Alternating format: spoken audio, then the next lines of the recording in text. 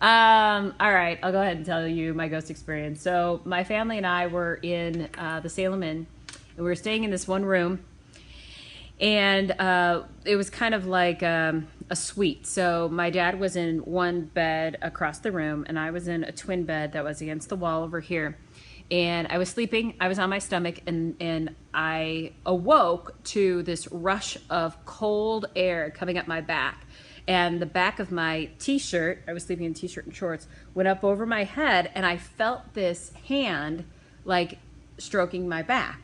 Not in a weird way or anything, more like you would calm a child who's having a nightmare or something, like just kind of stroking my back. And so I assumed that it was like my father or my mom or something like that, that maybe I was, talking in my sleep or whatever. And so I look over and I see my dad is in bed and he hasn't moved.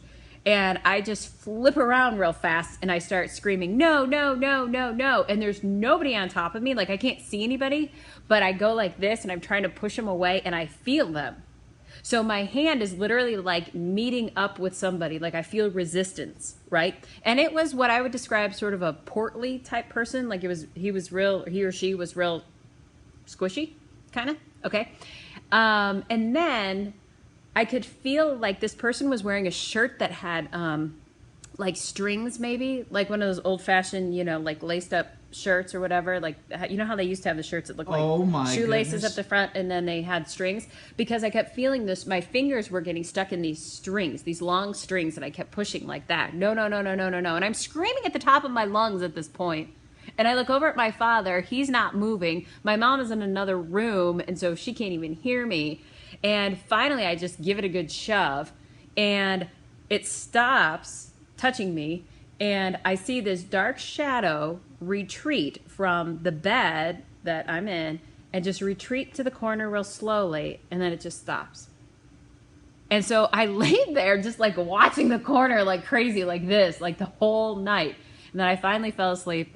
The next morning, my parents and I, we took this boat tour of fall foliage or lighthouses or something. And then afterwards, I didn't have the guts to say anything to my parents because they're not really believers in ghosts. And then we were sitting at breakfast, and I finally said, okay, I've got a confession. I had a ghost experience last night. I told my parents the story. And so my mom turns to my father, and she says, all right, Arthur, because they're thinking like I made this up, like I was dreaming it, the screaming and everything. And she says, all right, did you hear your daughter screaming in the middle of the night? And he said, yeah. He got this big smile on his face. He said, yeah, actually I did, but I just figured she was dreaming, so I ignored her. I'm like, Dad, I was like screaming for help. There was this ghost that was like stroking my back. I could have been attacked, and you didn't even say anything. You didn't even like roll over to see if your kid was okay. Oh my Yeah, goodness. So that's my little ghost story. Oh, and by the way, so then I went down the next morning, and I said something to the woman who was like at the front desk. I said, hey, by, just any chance, has anyone here ever mentioned like ghost experience?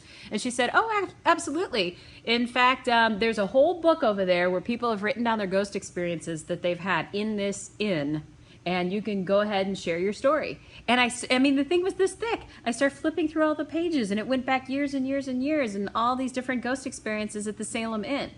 And then come to find out, there was this one room that's really haunted, and I think it was 17 or something like that. We weren't in that one, but we were in the one right next to it, 18. Oh, right? Creepy? So creepy. And I had never had a ghost experience before that. And I've never had one since. Now you believe in ghosts. Now I believe.